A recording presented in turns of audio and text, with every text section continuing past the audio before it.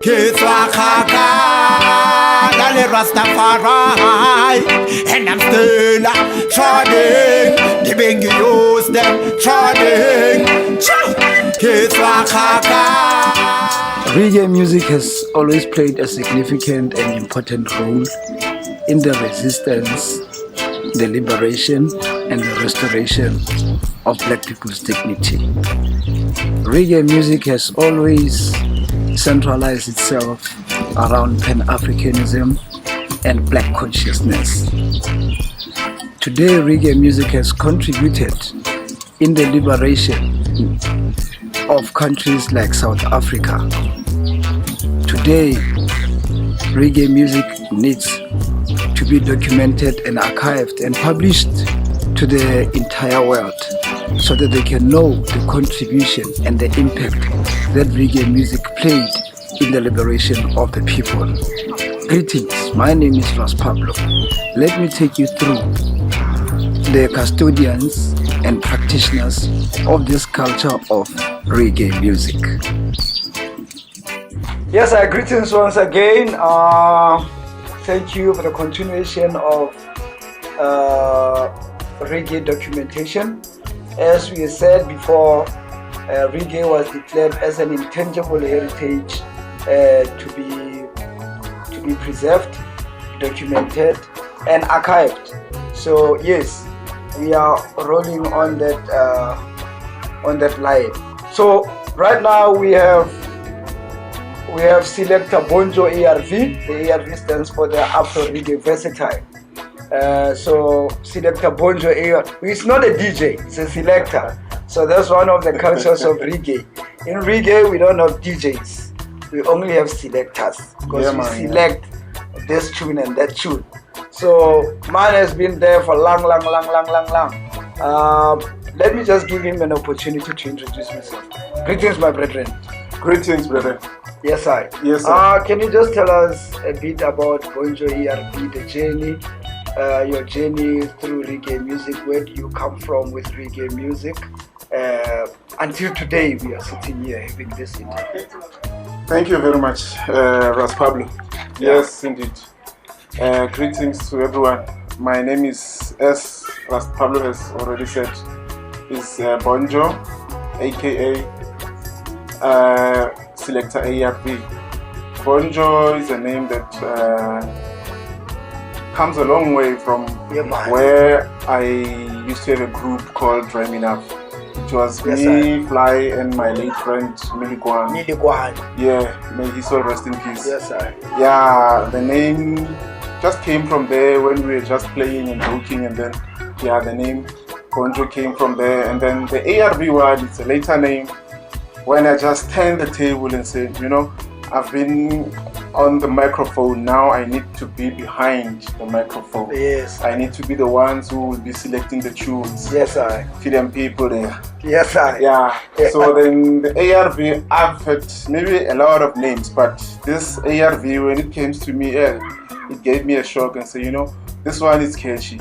Yeah. It won't just be a name that people will forget. When you say ARV, just hit them with something. They will be thinking of the pills. Antiretroviral. Yes. Yeah.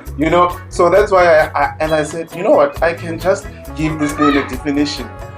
How about Afro Reggae this time? Because I am playing a reggae for the people. I'm giving people the reggae music that they need. Yes, so, and also the Afro, I fuse with Afro because African music.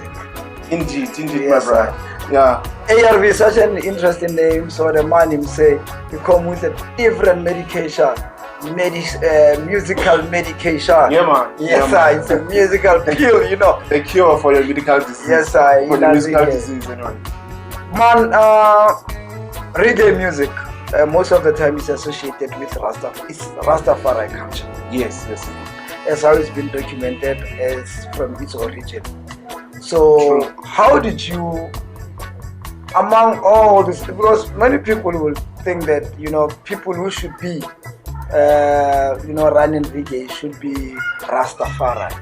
Now, how did this culture, this particular culture, what attracted you to the culture? We could have done house, hip hop, whatever music genre that is out there.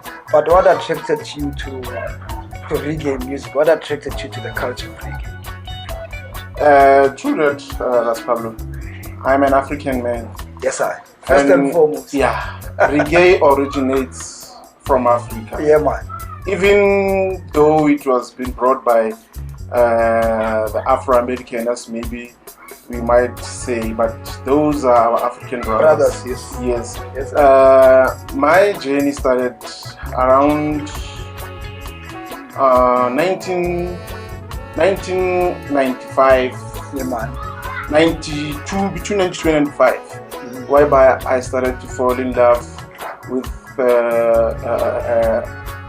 reggae tunes that were sang by Bob Marley, Lucky Dube, and also the inspiration came from my mom. My mom used to listen to Lucky Dube a lot. Yes, I. So every time when she goes and buy a musical CD or a cassette, by that time, during those times there were no CDs, there were cassettes. She will come with a Lucky Dube cassette, and then it's whereby I fell in love, because when I listened there was a lot of messages. Yes, the message of love, the message of peace, unity. I'm sure it was a popular music. Reggae was popular by then. No, it was starting to generate, pick up. Yes. Its popularity, more especially in South Africa. Yes, I. You know, by that time they were in Patanga, and then also there were tunes or CDs that my mom had. Yeah. Of Lucky Dube with his, I forget the name of the group, but he had a group where they were singing. Oh yes, of course, the reggae music, the legendary forerunners in South Africa of reggae, Abu Lucky Dube, Abu Sipho Johnson, aka Jumbo, they were singing Patanga at first. Just like how Bob Marley was singing blues, yes, and then converted to reggae. Yes. So then, I developed that, and then those are the people that made me to love reggae music and fell in love with it. And in addition to that, Bongo Muffin, Bounty Killer, I was very much I used to go to Musica when it was still in Megacity. Yes. I used to purchase. My savings. I will just CD. No, cassette. Oh yes, buy that cassette. Yeah, I will go and buy a Bounty Killer cassette. I used to buy a lot. I used to have a lot. And also, my father used to have those lot of LPs, the long plays. But it was for Mpakanga and all those. Lucky Dube also included in those. So the music thing, it was a thing that maybe I got from my mother and my father's side. But what about your environment? Because I understand this part of Mutiwa, which is called Stockback. Yes. I know it's one part of Mutiwa that people love reggae. That's right. I used to pass on the streets. I used to like 7 houses playing reggae music. So basically what I want to understand. So how was the influence of where you grew up with reggae music? Given that we were once in a homeland. Yes. Botswana, and then there was a transformation. You know, Pablo, music, according to me, is just a medicine. A medicine that if you have an ear, when you listen to it, you will feel that, you know what, I'm relaxed. Music is an ARV. Yes. You understand? Yes. So most of the people in my hood, yes, they loved reggae. My uncle also loved reggae. And when they listened to reggae, it just brought something different into their heart. So you will see that if maybe, you know what, my uncle tended to be violent at that moment, but when he listened to this tune, they become calm. Yes. My late uncle used to love UB40. Red, white. He can play that track 10 over times. Over and over again. So you see, in the hood here, you will find people that, you know, this reggae music is nothing but appeal to their soul and to their eyes. This is a neighborhood that I first had dancehall playing on the streets. Yes, because I brought that into the attention. Yeah, man, Most yeah, of the guys, you will find people that they got music from you. Yes, you hear them listening. You buy music and you distribute it. For free, just to get more attention, so that because people they will say, oh, this music with a heavy voice. How do you guys listen to? Yeah, with this Shabareng and Bounty Killer. Yeah. You know, Bounty has a rap voice and Shaba has a rap voice. So, but I'll say the message that remind me of Meliguane.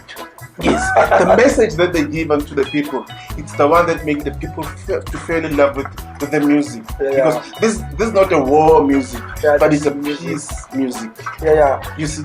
So when we talk about the influence of reggae music, as you've what I've picked from you is that you also assisted in distributing and popularizing the music. True. I would like to believe that you found roots reggae music and you come with another innovation, which is dancehall. You introduced dancehall. Yes. What is the perception of people towards the reggae music?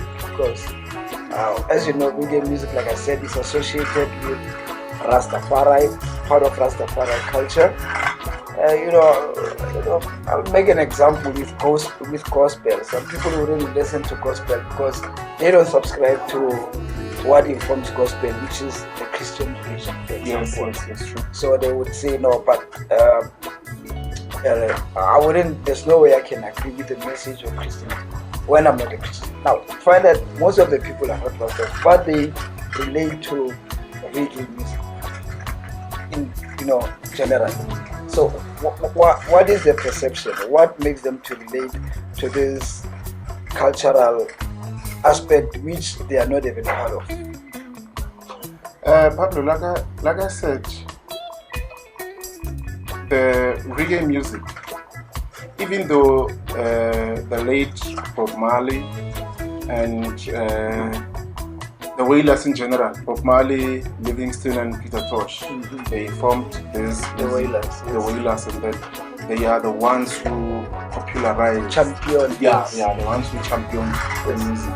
But they championed this music to show people love. It was meant for general people. To show love. One love. To bless everyone. To spread peace. Message of love and peace. Yeah. You understand?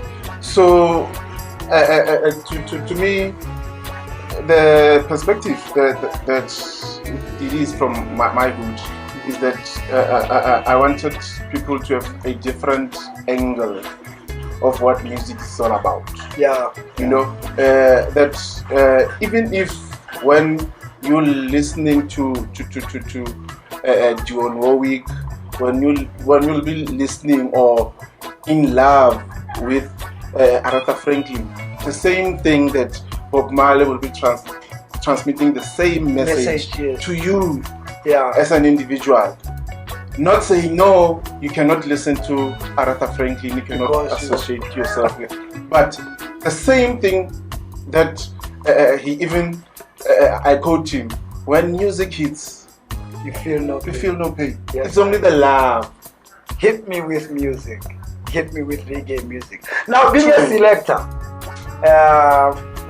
for those who don't understand, selector, like I said, a DJ. So around you see gigs happening where they will host DJs. Do you maybe sometimes, besides if it's not a reggae show or Rastafari show, do you sometimes maybe able to, are you recognized to get a slot to play reggae as you specialize in reggae? Of course, you are Afro reggae versatile. Yes. But do you get invitation to maybe for gigs to maybe play a slot of reggae for an hour or something in popular, gatherings? To tell you the honest truth, my brother, I only get, in fact, I don't get that, but I force that to happen. Oh, yes. Yes. I make sure that even if maybe I've got a wedding ceremony, I will play 10 or 5 tracks. So normally That is associated with the event. the event. Yes. And then remember the music, reggae, there's a lot of love songs, there's a Yes. lot of Yes. up-tempo tunes Yeah, that yeah. anyone can Relate just to, yes, relate, yes, yes, yes. hump and bump onto them. You see, so I make sure that when I do my playlist, that at least 10 minutes, because most of the people, Ras Pablo, they've got a negative mind Perception. or perception towards reggae. You see, when you talk about reggae, people they start telling you about ganja, and then you say no, you need to separate reggae and ganja. This is the music, it's not ganja, and ganja it's got its own part. So basically, you're thinking reggae is for music for the ganja music lover. for people who smoke ganja. Yes, You can only relate to it when you are high. and it's not like that. I'm trying to make people understand that this is music. Music is a general thing whereby even when you truly love music, you will listen to a solo kind of tune that will just remind you of some old tunes. Yes, sir. You listen to Pavarotti, you see, because that is music. Yeah. If you are a true music lover, you don't choose the kind of music that you want to As listen long to. as you can relate. The music is in the message, and the message. The message is in the music. If it doesn't cause you any pain, why not going with the flow and listening to it and enjoy those creativity that a person put in composing that kind of music that you fell in love with? But do you think maybe somehow in the history of reggae music, it was able to influence popular cultures like New Age? You know, does it have? I know in Jamaica, reggae music have, it has said to have inspired hip hop.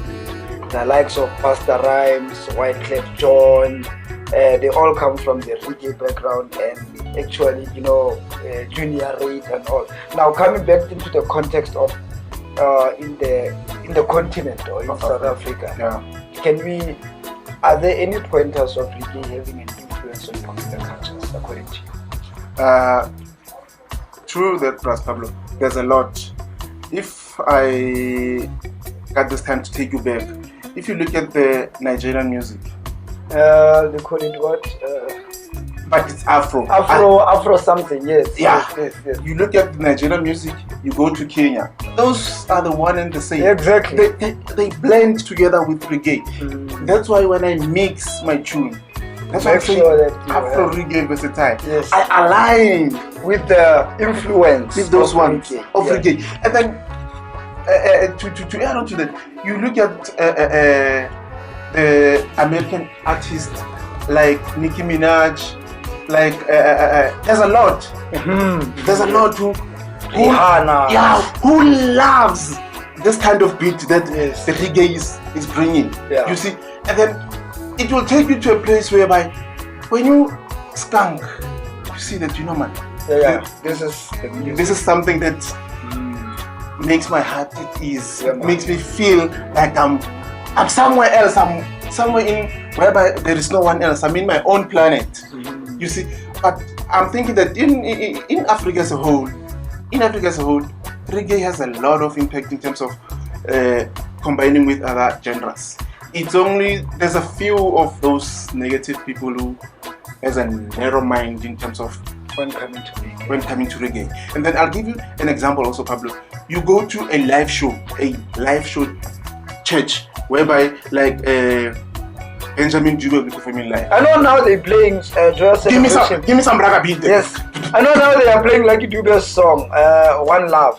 You see, Yeah, it's now a church chorus or a hymn. those are the kind of videos that I'm talking about. Yeah. You hear that in the Joyous Celebration, whereby they say, "Give me a raga beat."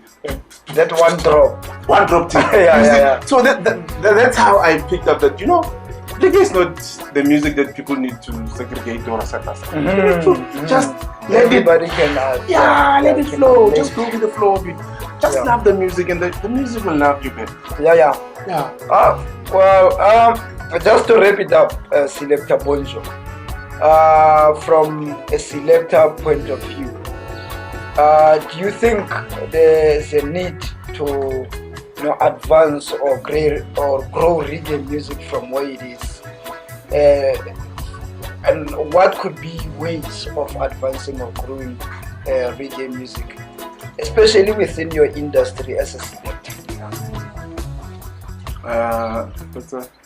That's a very touching question, because from my point of view as a selector, our government and the department itself, it's failing. Yes. Me as a DJ or as a selector, I call myself an artist, and there are also reggae artists, yes, who wish to be put in a platform whereby, yes, they will show the world, showcase, yes, yes, what reggae means, yeah, to them. Yeah. They will fully express themselves with what they love most, being showcasing the importance or the love that they have for reggae music. Just like, I think the departments, more School of Arts, here in our country, they need to